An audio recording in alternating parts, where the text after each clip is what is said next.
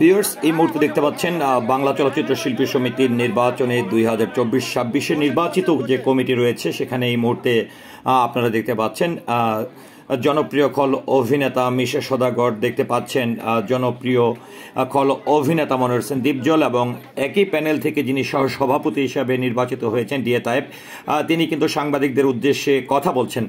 আজকের এই যে আয়োজনটি ছিল সেটি তৎকালীন 2017 সালের নির্বাচনের পরবর্তীতে আমরা যতটুকু দেখেছিলাম যে উক্ত সংগঠন থেকে 184 জন সদস্য পদ বাতিল করা হয়েছিল, যার পরিপ্রেক্ষিতে কিন্তু যারা বাতিলকৃত সদস্য ছিল তারা আইনের দ্বারস্থ হয়েছিল, আদালত পর্যন্ত তারা পৌঁছে যায় এবং তারা কিন্তু সেই মামলার মাধ্যমে এবং রায়ের মাধ্যমে তারা 105 জন সদস্য পদ ফিরে পায়, যার ফলশ্রুতিতে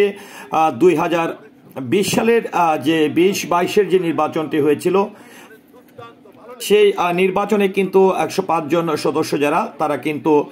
ভোটার অধিকার ফিরে পেলেও কিন্তু তারা কিন্তু ভোট প্রয়োগ করতে পারেনি, কিন্তু 2024-26-এর এই নির্বাচনে কিন্তু তারা ভোট প্রদান করেছিল। তো সেই প্রেক্ষাপটে অনেকটাই কিন্তু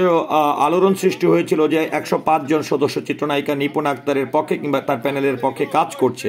কিন্তু আজকে কিন্তু মে মাসের ঠিক 16 তারিখে কিন্তু একটি ব্যতিক্রম ঘটনা কিন্তু ঘটলো, যেটি হচ্ছে যে যারা সদস্য পদ হারিয়েছিল তাদের প্রতি কিন্তু একটি অঙ্গীকারবদ্ধ ছিল, যারা মনোয়ার হোসেন দীপজল কিংবা মিশা সওদাগর প্যানেল তারা কিন্তু অঙ্গীকার করেছিল যে তারা যদি নির্বাচিত হতে পারে তাহলে কিন্তু তাদের সদস্য পদ সংক্রান্ত কোনো বিষয়ে তাদের কোনো অভিযোগ থাকবে না কিংবা তাদের সদস্য পদ কেড়ে নেওয়া হবে না। তো এরই ফলশ্রুতিতে আমরা আজকে এই মুহূর্তে আপনাদেরকে ঠিক এফডিসির শিল্পী সমিতির সন্নিকটে যে বাগানটি রয়েছে সেখানে আপনারা দেখতে পাচ্ছেন যে প্রেস কনফারেন্স হচ্ছে, সেখানে কিন্তু ডিএ তায়েব, মিশা সওদাগর, মনোয়ার হোসেন দীপজল সাহেব এদেরকে বা এই প্যানেল সহ যারা আসলে নির্বাচিত হয়েছে তাদেরকে ফুলের মালা দিয়ে বা ফুলের তোড়া দিয়ে কিন্তু স্বাগতম জানিয়েছেন এই সদস্য পদ ফিরে পাওয়া 105 জন সদস্য। সেই চিত্রটি কিন্তু আপনাদেরকে আমরা এই মুহূর্তে বিএফডিসি থেকে দেখানোর চেষ্টা করছি। আরেকটি বিষয়, এর মধ্যে প্রায় 1 মাসের কাছাকাছি হয়ে যাচ্ছে এই নবনির্বাচিত কমিটির। এর মধ্যে চিত্রনায়িকা নিপুণ আক্তার, যিনি সাধারণ সম্পাদক হিসাবে নির্বাচন করেছিলেন, তিনি আদালতে নির্বাচনকে অবৈধ বলে বা ফলাফল ঘোষণাকে অবৈধ বলে কিন্তু তিনি রিট করেছেন, সেটিও কিন্তু আমরা গণমাধ্যমের মাধ্যমে